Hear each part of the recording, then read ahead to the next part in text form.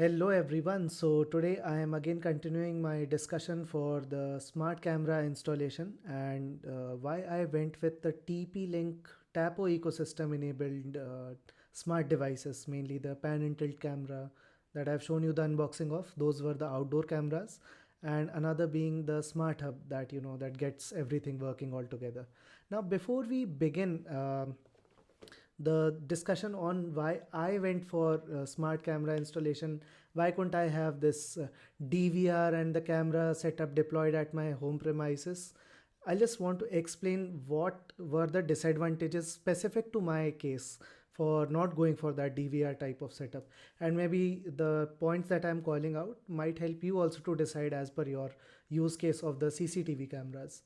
So talking of the DVR setup, we'll walk through how it is deployed and what are the advantages and the disadvantages of it. Now the disadvantages that I'm going to point out here are specific to what I saw for my specific use case. Disadvantages were more and the advantages were less if I went for this setup. Number one being the wiring cost. Right from the camera observing unit, that is the one which we call as camera, up till the DVR, we would require wires to be there. Okay. Now, although this comes with an advantage, like sometimes this DVR could be powering the CCTV camera itself, like the power over the channel wire. Okay. So this would have been fine if I would be facing too many power hiccups at my place, right? So I only need to have a backup of power backup at my DVR place, and that would keep the all the CCTVs alive until, or even if the power runs out.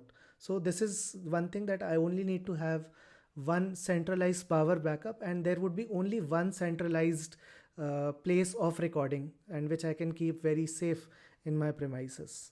And not everyone can have access to that. These two being the advantages. The disadvantages, which I saw, were that usually these DVRs require more of a desktop type of setup, right? So within that DVR, you would require a hard disk, okay, which stores the backup of your recordings, and you need keyboard and mouse type of peripherals to interact with these, along with a monitor sometimes. These DVRs might sometimes have the internet connectivity as well, so you can always live stream your current CCTV capture into some mobile app with which you can you remotely observing all this with your mobile application itself. And this is pretty good, but sometimes with certain manufacturers, they depend on third party applications. They recommend some third party applications so that you can sign in and couple them up with, although the protocol remains very same. But it's not good to have multiple services and the parties involved, right? So if any of the party, maybe the mobile app that itself is down, then I think that's going to break your remote connectivity and you cannot observe it. So it's not good to have multiple parties involved where you merely want to watch the live stream of your on premises hosted CCTV camera setup. Of another problem that I was seeing in this particular DVR to camera setup, the CCTV camera setup, was the wiring, okay, and the costs involved in that wiring. So managing all the wires, and they keep showing up over the interior walls, and they were destroying the home aesthetics. So I was not okay with that part, at least. So that's why I didn't go with the DVR CCTV camera coupling setup. Now, I went with the TP-Link provided Tapo smart devices ecosystem, of which we will be more discussing about the CCTV cameras and the smart hub, of which the unboxing also you can see over this playlist. So I am generally a person who goes with one technology, one vendor technology stack for any of my gadget setup. So if it's Google that I'm going with for my cloud services, it's going to be Google or where all the way. For my hardware, if it's going to be Apple, it's going to be Apple. And similarly, I decided TP-Link, that is the Tapo smart devices ecosystem, best suited for my security camera setup. So how this goes is, I have two Tapo interior cameras, indoor cameras. One of them has a panel tilt security feature, and one is just merely a fixed one, but of the same ecosystem. Two of those are the outdoor security camera. They have the Wi-Fi and everything.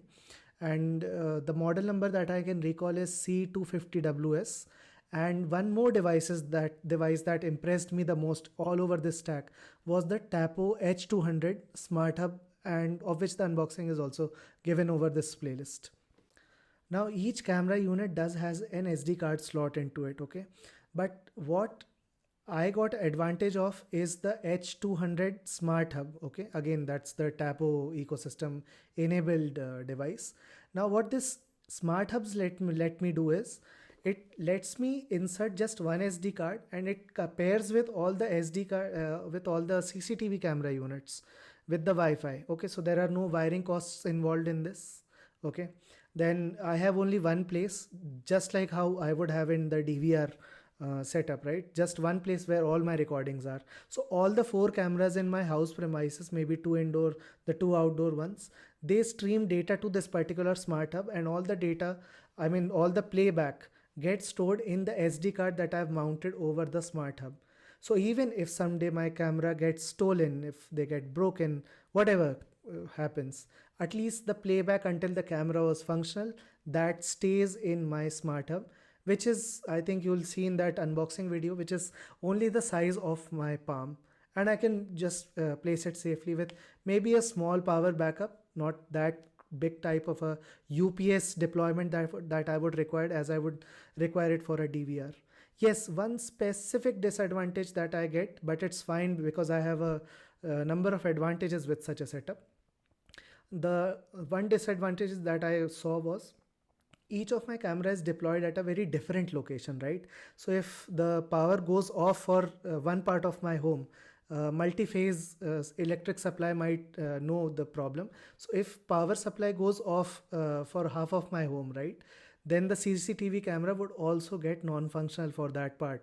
Okay, so that not being that much of a disadvantage with me, because I have the backup running all over my home, so I rarely face that kind of a scenario when some maintenance tasks is going on. The set of advantages that I have, that this TP-Link Tapo ecosystem is all operatable by the phone itself, pretty easy to restart or reset them remotely merely by clicking the power off 3 or 4 times. So I don't have to reach out to the device itself if I've placed it into some very like high location. I mean, it's a very high point, I cannot get to that very double story ceiling, so it's just one time setup. The application itself has been very stable. The best advantage of this was it's a two-way audio channel also, so I can talk through that CCTV camera. The pan and tilt, the build of that particular camera, the outdoor and even the indoor ones have been very good.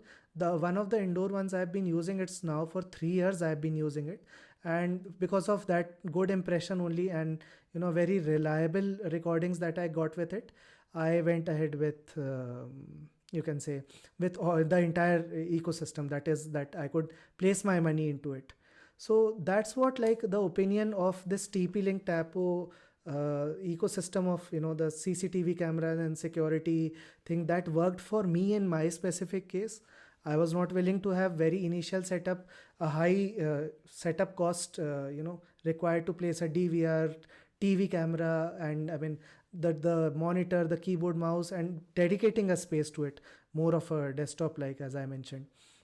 So yes, I was saved from this. I slowly grew up my the number of cameras. Although this smart hub can connect only with 4 cameras, but along with 64 of its ecosystem's smart devices.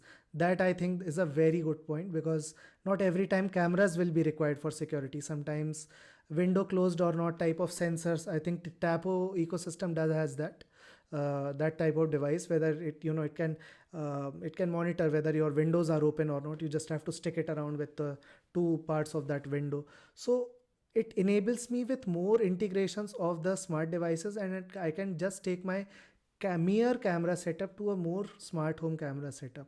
And that's what worked for me, considering the future expandability also. In a DVR setup, sometimes you might begin with a 4-channel DVR, or you might have 6 cameras, or you might have 4 cameras, but if you want to extend it to 2 more cameras, you might have to replace the entire DVR, and the even the expandability cost is higher in that if you change your mind. So in people, how they do it for the DVR is they might initially only go with the 8 channel DVR setup. So that's also increasing the initial cost of the setup in the DVR system. At my place, I have made sure that all the cameras, maybe they are deployed at 4 different locations, very far from the very router that I have, the very I can say the Wi-Fi access point that I have. I made sure that I have very good coverage over my home using the Wi-Fi repeaters and stuff like that. So that kind of setup did work for me, and it's been like 4 to 5 months now that I've been using this TP-Link Tapo ecosystem security cameras along with that Smart Hub. And Smart Hub helps me seamlessly giving the playback of all the things that CCTV has captured, because I am observing my home and I'm at a very different location due to my job and stuff.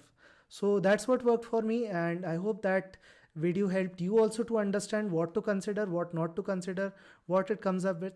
Do comment with your questions, with your opinions on pros and cons of each and every setup, how they work for you.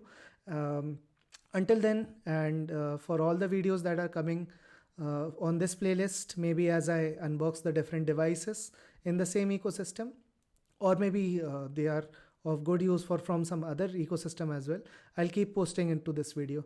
But do subscribe and like my channel. I keep posting such technical recommendation and discussion contents, and just to help the community accordingly with my own opinions and experiences.